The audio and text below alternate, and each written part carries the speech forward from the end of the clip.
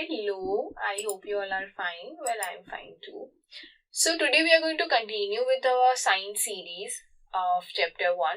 In last lecture, we completed up till order, right? So, if we take a quick review of what we have already studied, we have studied about species, okay, which is the smallest, or you can say as a group, it is the smallest, okay.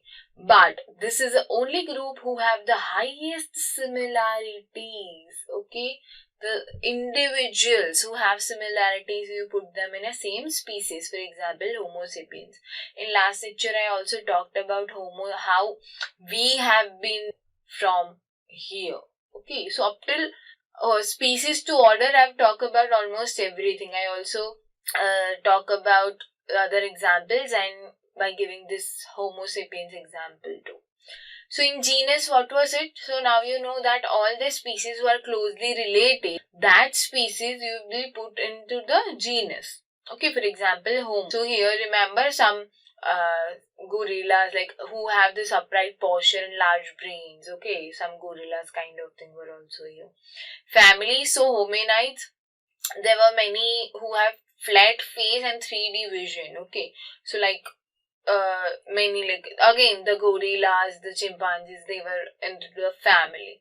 When you go to order, okay, so that here also comes the lemur and all also comes into who have primates, like all the mammals, okay, who have this collarbones, who can give birth to a child. Okay, so this was all about last, I guess, 2 to 4 lectures, okay, where we have seen individually all of this.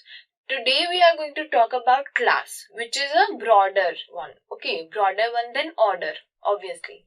So this was first, second, third, fourth, and today we are going to talk about the fifth, class. So when you say class, what is the first thing came to your mind? Not your school class, of course. That is also a class. But it is, now you can easily give a definition because you have been giving this for all of this. Closely related orders, okay, are included into the class. How easy it is, So it includes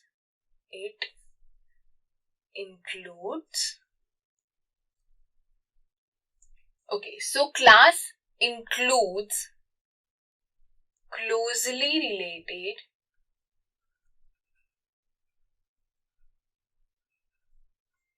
what? Orders, right? Clear? So all the closely related orders, you can put them in one class. Again, if this is an A order, this is some B order who have different families in there, or here of course some different families come together, and then you have this C class, right, who also have some different families. Okay, so now those who are closely related, for example, if you compare A and B, okay, they are not as closely related as A and C. So you are not going to put B and A in a same class, but you will go for A and C. So here A and C are going to be into the same class, which you can call it as for example, like AC. Okay, like you are getting the thing, right? You cannot tell like all the classes into, like all the order into one class.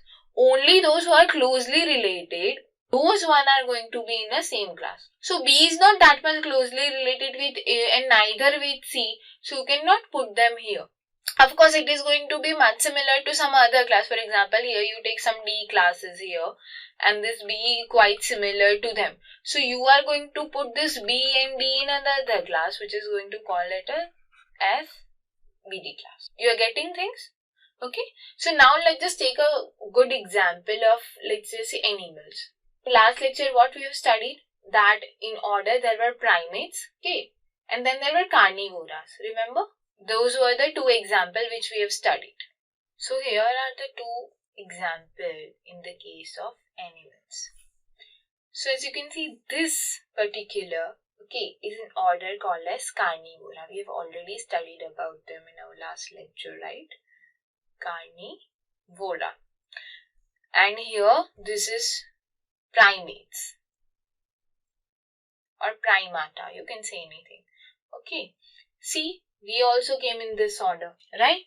We, monkeys, gorillas, lemurs. Okay, so all of us are in this order called as primata. And all the other who eat kind of meats, okay, for example, this like lion, tigers, even cat, even dog, okay. So all this came into one order which is called as carnivora, right? Now, if you see it in order, in the basis of order, they are quite different because they are not that much similar.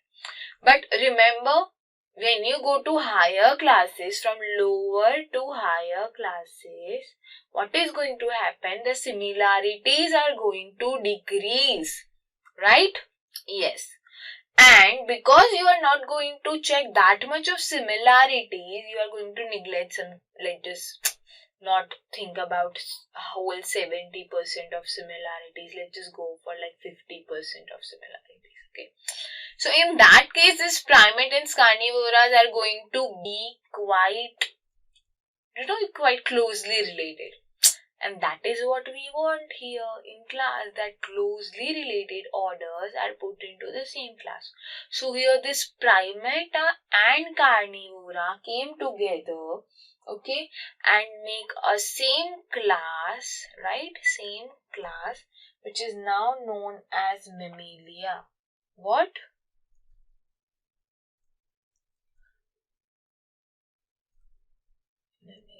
Or in simple words, we also call it as a mammals. Okay. So what are mammals? So those who have like fur on their head, like fur or hair. Like these people have fur, right? But we do not have fur. We have hair, simple body. And those who have chordates, like kind of a backbone support. Again, mammals, okay, when you call it as a mammal, which is the same class. Why you, on what basis? Which was the character on the basis of that you put them into the same class as, like mammalia? So the character was that all of them are going to have fur on hair, and a very, very important character was that all of them have milk glands. Right?